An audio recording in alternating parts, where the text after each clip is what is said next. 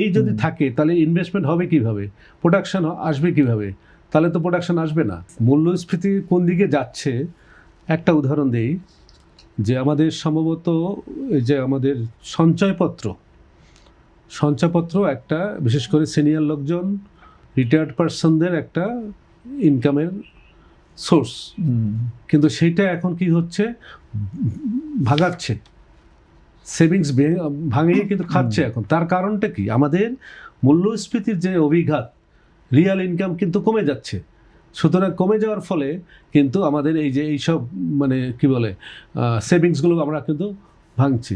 এই যে যেটা বলে যে 17%, তাহলে এই যদি থাকে তাহলে ইনভেস্টমেন্ট হবে কিভাবে, প্রোডাকশন আসবে কিভাবে? তাহলে তো প্রোডাকশন আসবে না। পদ্মা সেতু, মেট্রো রেল এবং এলিভেটেড এক্সপ্রেসওয়ে নির্মাণের গর্বিত অংশীদার বসুন্ধরা সিমেন্ট।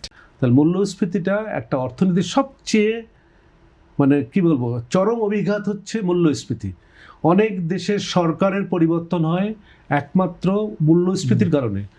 দ্রব্য এবং পণ্যের দাম যদি ঊর্ধ্বগতি হয়, এটা কিন্তু শুধু বাংলাদেশ না, বহু দেশে আমরা দেখেছি গত কয়েক বছরে। তা সুতরাং সেই জায়গায় আমরা তো দেখতে পাচ্ছি যে আগামীতে মূল্যস্ফীতিটা উস্কে দেবে। বিশেষ করে জ্বালানির যে অবস্থা এখন দেখছি আমরা, এটা কিন্তু উস্কে দেবে। এখন কতগুলো জিনিস, একটা হলো গার্মেন্টস ইন্ডাস্ট্রি, আমাদের খাদ্য শিল্প, ট্রান্সপোর্টেশন, সবগুলো কিন্তু এই আমাদের কি বলে জ্বালানির সাথে সম্পর্কিত। তাহলে জ্বালানি যদি বাড়বে তো অবশ্যই, তাহলে কিন্তু। আর বাংলাদেশে আরেকটি সমস্যা হচ্ছে যে আমরা কত বাড়ানো উচিত সেদিকে বিবেচনা করি না।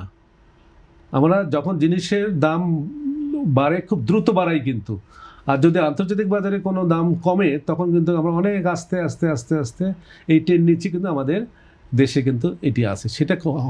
এটার ফলে সাধারণ জনগণ কিন্তু ক্ষতিগ্রস্ত হয়।